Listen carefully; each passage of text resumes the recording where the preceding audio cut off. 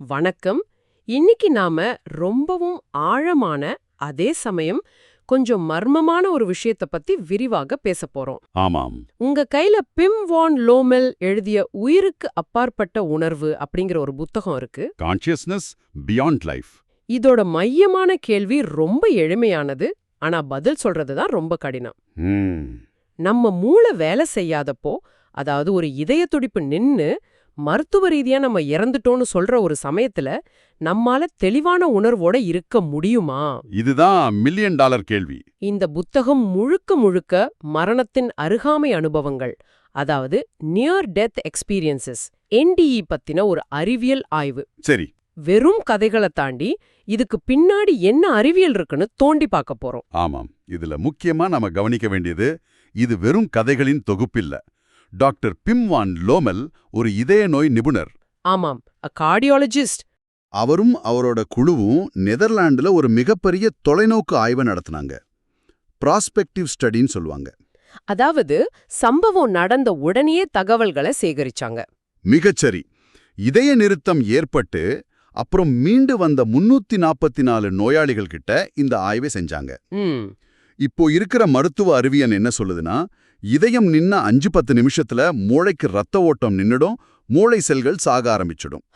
அந்த நிலைமையில உணர்வோட இருக்கிறதுக்கு வாய்ப்பே இல்ல. ஆனா இந்த ஆய்வு அந்த அடிப்படையான நம்பிக்கையே கேள்வி கேக்குது. அதேதான். சரி, அப்ப முதல்ல ஆரம்பிப்போம். இந்த NDE, அதாவது மரணத்தின் அருகாமை அனுபவம்னா என்ன? 1975ல ரேமண்ட் மூடிங்கிற ஒரு ஆராய்ச்சியாளர் தான் இந்த வார்த்தைய முதல்ல பிரபலமாக்குனார். ஆமா, லைஃப் ஆஃப்டர் லைஃப் புத்தகத்துல. இத ஒரு உதாரணத்தோட புரிஞ்சுக்க முயற்சி பண்ணலாம். இந்த புத்தகத்துல ஒரு பெண்ணோட அனுபவத்தை சொல்றாங்க. பிரசவத்தின் போது அவங்களுக்கு அதிகமான இரத்தப்போக்கு ஏற்பட்டு சுயநினைவை இழந்துட்டாங்க. ஆமா, அந்த சமயத்துல அவங்க திடீர்னு தன்னோட உடலுக்கு மேல கிட்டத்தட்ட ஹாஸ்பிட்டல் ரூமோட கூரைக்கு அருகில் இருந்து மிதக்கிற மாதிரி உணர்ந்ததா சொல்றாங்க. அவங்க உடலை அவங்களே பாக்குறாங்களா? ஆமா, கீழே அவங்க உடல் கிடக்குது. மருத்துவர்கள் பதற்றத்தோட ஊடி வர்றாங்க. தரையில ரத்தம் சிதறி கிடக்குது. இதையெல்லாம் அவங்களால பார்க்க முடிஞ்சிருக்கு. ஆனா வலியோ பயமோ இல்லையா? எதுவுமே இல்ல. ஒரு அமைதியான பார்வையாளரா மட்டும் இருந்திருக்காங்க. அதுக்கப்புறம் அந்த காட்சி மறைஞ்சு அவங்க ஒரு இருண்ட சுரங்கப்பாதை வழியா ரொம்ப வேகமா பயணிக்கிறாங்க. ஓஹோ! அந்த பயணத்தோட இறுதியில கண்களை கூசாத ரொம்ப இதமான அன்பு மட்டுமே நிறைஞ்ச ஒரு பிரகாசமான ஒளிய பாக்குறாங்க. சுத்தி அழகான இசை, கண்ணு பறிக்கிற வண்ணங்கள்ல பூக்கள்னு ஒரு உலகத்துக்கே போறாங்க.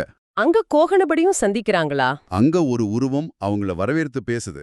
ஆனா அவங்க குழந்தை இன்னும் உயிரோட இல்லைங்கிற ஒரு செய்தியோட அவங்க திரும்பவும் தன்னோட உடலுக்குள்ளேயே தள்ளப்படுறாங்க. அப்போ சுயநினைவு வந்ததும் தன் குழந்தை இறந்து விட்டத மருத்துவர்கள் சொல்றதுக்கு முன்னாடியே அவங்களுக்கு தெரிஞ்சிருக்கு.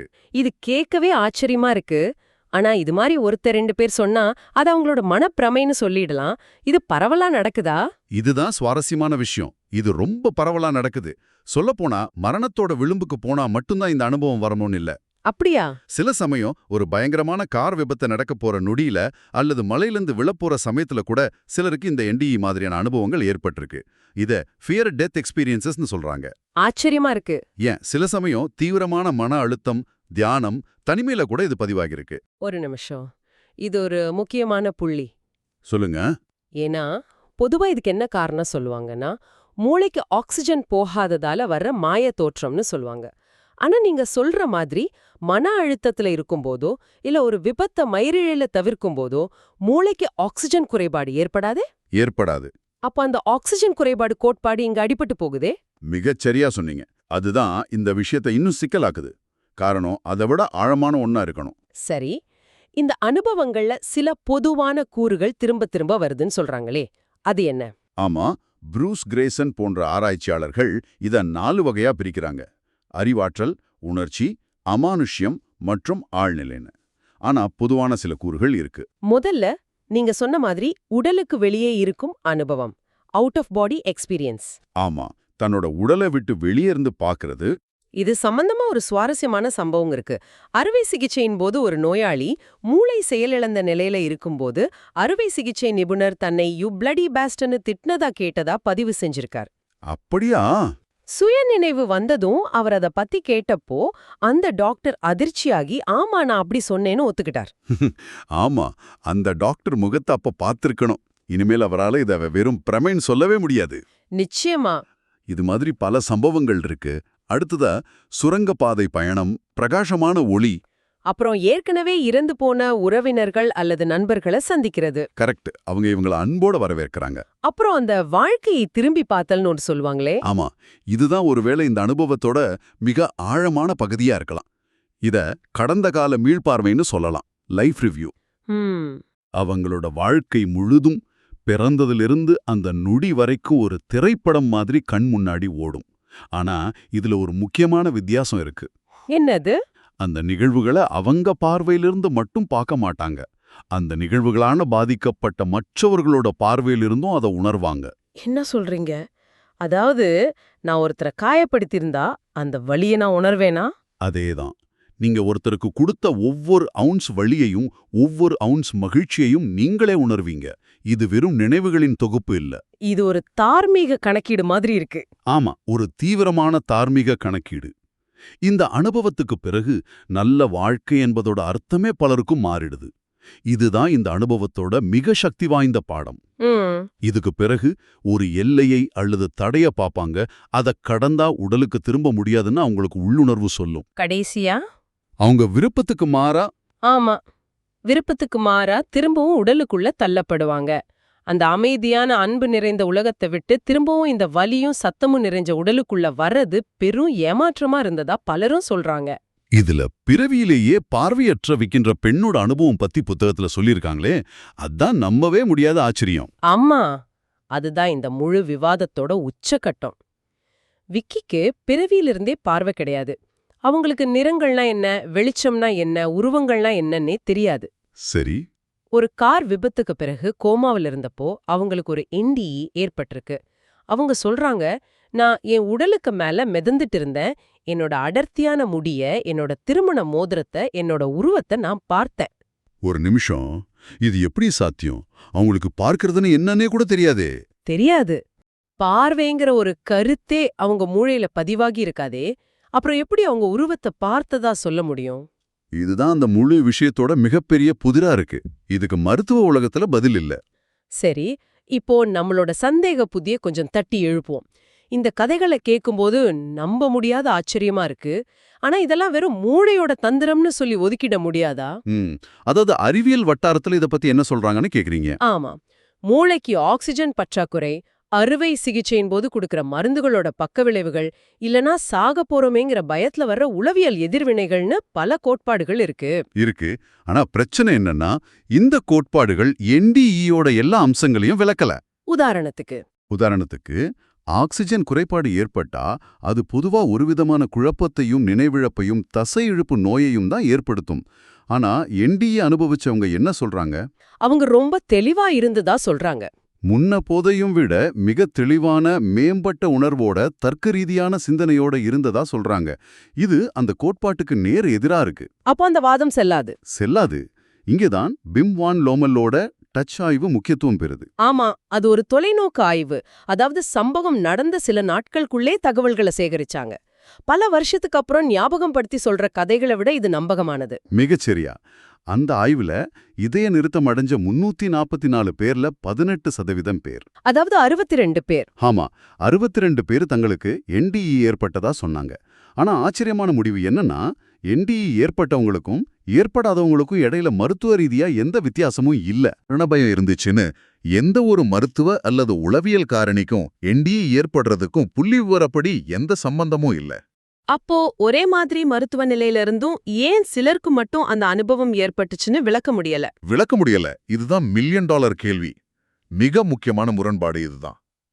EEG கருவிகள் மூளையோட செயல்பாடு முற்றிலும் நின்றுடுச்சுன்னு ஒரு தட்டையான கோட்டை காட்டும்போது, ஃபிளாட் EEG, அந்த நேரத்துல ஒரு தெளிவான மற்றும் மேம்பட்ட உணர்வு எப்படி சாத்தியமாகுது?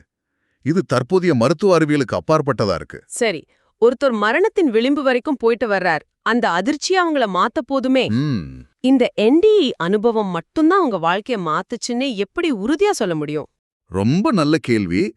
இது நிரூபிக்கத்தான் அந்த டச் ஆய்வுல ஒரு கட்டுப்பாட்டுக்குழுவோ வச்சிருந்தாங்க. ஓஹோ. அதாவது என்டிஏ அனுபவித்த 62 பேரையும் என்டிஏ அனுபவிக்காத ஆனா அதே மாதிரி இதய நிறுத்தத்திலிருந்து மீண்டு வந்த இன்னொரு குழுவையும் 2 மற்றும் 8 வருஷங்களுக்கு பிறகு மறுபடியும் நேர்காணல் செஞ்சாங்க. சரி, முடிவுகள் எப்படி இருந்துச்சு? முடிவுகள் பிரமிக்க வச்சது. என்டிஏ அனுபவித்தவர்கள் அனுபவிக்காதவர்களை விட வாழ்க்கையில மிக ஆழமான நேர்மறையான மாற்றங்களை அடைஞ்சிருந்தாங்க. எப்படி? உதாரணத்துக்கு 8 வருஷத்துக்கு பிறகு என்டிஏ அனுபவித்த குழுல மரண பயம் 47% குறைஞ்சிருந்தது. ஆனா என்டிஏ அனுபவிக்காத கட்டுப்பாட்டு குழுல அது வெறும் 25% தான் குறைஞ்சிருந்தது. பெரிய வித்தியாசம். அதே போல பிறர் மேல அன்பு, பச்சாதாபம், இயற்கையோட தொடர்பு இதெல்லாம் என்டிஏ குழுவுல பல மடங்கு அதிகரிச்சிருந்தது. பணம், பதவி, உடைமையினர் மேல இருந்த ஆர்வம் குறைஞ்சிருந்தது. வாழ்க்கையோட அர்த்தம், ஆன்மீகம் இதுல ஆர்வம் அதிகமா இருந்தாதான். ஆமா, அதுல ஆர்வம் அதிகமா இருந்தது. இதுல இந்த உள்ளுணர்வு அதிகரிப்ப என்ஹான்ஸ்ட் இன்ட்யூஷன் பத்தி ஒரு விஷயம் வருமே, அது ரொம்ப சுவாரஸ்யமா இருக்கு. ஆனா இது கொஞ்சம் என்ன சொல்றது, ரொம்ப அகவயப்பட்டது இல்லையா? சப்ஜெக்டிவா இருக்குன்னு சொல்றீங்க. ஆமா. இதை எப்படி அறிவியல் பூர்வமா அளவிட முடியும்? நீங்க சொல்றது சரிதான். இத அளவிடுறது கஷ்டம். ஆனா அந்த ஆய்வில் பங்கேற்றவங்க சொன்ன விஷயங்கள் ரொம்ப சீரா இருந்துச்சு. உதாரணத்துக்கு? மற்றவர்களோட உணர்வுகளை அவங்க மனசுல என்ன நினைக்கிறாங்கன்னு கூட தங்களால உணர முடியுதுன்னு சொன்னாங்க. நடக்க போறத முன்கூட்டியே உணர்றது இது மாதிரி. இது ஒரு வரம் மாதிரி தானே? தோணலாம். ஆனா சில சமயங்கள்ல அவங்களுக்கு இது சுமையா கூட இருந்துச்சு. உதாரணத்துக்கு மக்கள் கூட்டமா இருக்கிற சூப்பர் மார்க்கெட், தியேட்டர், பொது போக்குவரத்து எல்லாத்தையும் தவிர்க்க ஆரம்பிச்சாங்க. ஏன்? ஏன்னா சுத்தி இருக்கிறவங்களோட உணர்ச்சி அலைகள் தங்களை ரொம்ப பாதிக்கிறதா சொன்னாங்க. முக்கியமா இந்த மாற்றங்கள் இதய நிறுத்தத்திலிருந்து தப்பித்த அதிர்ச்சியால் மட்டும் ஏற்படல. கட்டுப்பாட்டு குழுவோட ஒப்பிடும்போது இது தெரிஞ்சுதா?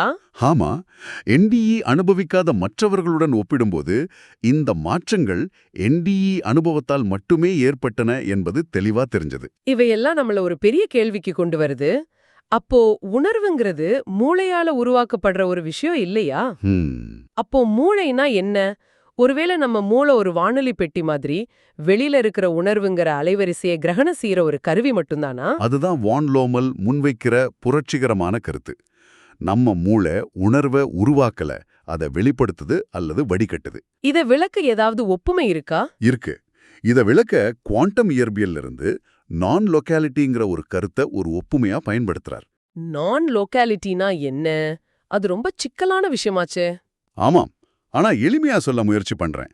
நான் லோக்காலிட்டினா 2 துகள்கள் ஒரு காலத்துல ஒன்னா இருந்து அப்புறம் பிரிஞ்சு பிரபஞ்சத்தோட எதிரெதிர் மூளைக்கு போனாலும் அதுங்க ரெண்டுக்கும் ஒரு தொடர்பு இருந்துகிட்டே இருக்கும். சரி. ஒண்ணுல ஒரு மாற்றம் ஏற்பட்டா எந்த தாமதமும் இல்லாம ஒளியின் வேகத்தை விட வேகமா, அதாவது உடனடியா இன்னொரு துகளிலையும் அதோட தாக்கம் தெரியும். அவற்றுக்கு இடையில காலம், இடம் ஒரு பொருட்டே இல்ல. கரெக்ட். அப்போ இந்த நான் லோக்காலிட்டிக்கும் என்டிஇக்கும் என்ன சம்பந்தம்? என்டிஇ அனுபவங்களும் இதே மாதிரி காலம், இடம் கடந்தத தெரியுது. அந்த கடந்த கால மீள்பார்வையில ஒருத்தரால தன்னோட கடந்த காலத்துக்குள்ள உடனடியா பயணிக்க முடியுது. ஆமா. சில அனுபவங்கள்ல எதிர்காலத்துல நடக்க போற விஷயங்களையும் பார்க்க முடியுது. இது நம்மளோட நேர்கோட்டுல பயணிக்கிற காலமிடம் பற்றிய புரிதலுக்கு அப்பாற்பட்டது. சரி. இதெல்லாம் வச்சு பார்க்கும்போது உணர்வுங்கிறது நம்ம மண்டையோட்டுக்குள்ள குறிப்பிட்ட இடத்துல தங்கியிருக்கிற ஒண்ணு இல்ல, அது ஒரு நான் லோக்கல் நிகழ்வா இருக்கலாம். அப்போ நம்ம உடல், நம்ம மூளை எல்லாம் ஒரு இடைமுகம் மட்டும்தானா?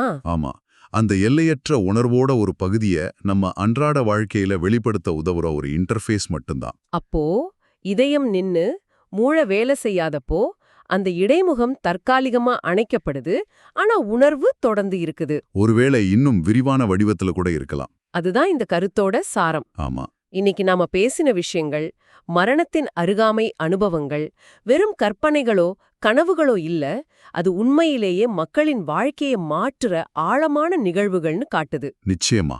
மருத்துவ ரீதியா மூளை செயலிழந்த நிலையில தெளிவான உணர்வோடு இருக்கிறது எப்படி சாத்தியங்கிறது தற்போதைய அறிவியல் மாதிரிகளால விளக்க முடியாத ஒரு பெரிய புதிரா இருக்கு. உணர்வுங்கிறது மூளையோட செயல்பாடுகளுக்கு அப்பாற்பட்ட ஒரு பேராற்றலா இருக்கலாங்கிற சாத்தியத்தை நோக்கி நம்ம கவனத்தை திருப்புது. இறுதியா உங்களுக்கு ஒரு சிந்தனை. இந்த புத்தகம் நம்ம எல்லாரையும் பார்த்து ரொம்ப அடிப்படையான ஒரு கேள்வியை கேக்குது. என்ன அது? நாம் நமது உடல்களுக்கு சமமானவர்களா அல்லது நமக்கு உடல்கள் இருக்கின்றனவா? அதாவது, do we human beings equal our bodies or do we have bodies? ஆழமான கேள்வி. கொஞ்சம் யோசிச்சு பாருங்க. உங்க உணர்வுங்கிறது உங்க மூளையில நடக்கிற சில ரசாயன மாற்றங்களோட விளைவு மட்டும் இல்ல. அது இந்த பிரபஞ்சத்தோட ஒரு அடிப்படை அம்சம். அது உங்க மூளை ஒரு கருவி மாதிரி கிரகணம் செய்து நீங்க நம்புனா, அப்போ உங்களை பத்தின உங்க அடையாளம், உங்க வாழ்க்கையோட அர்த்தம், ஏன் மனிதனா இருக்கிறதோட அர்த்தமே எப்படி மாறும்? சிந்தித்து பாருங்க.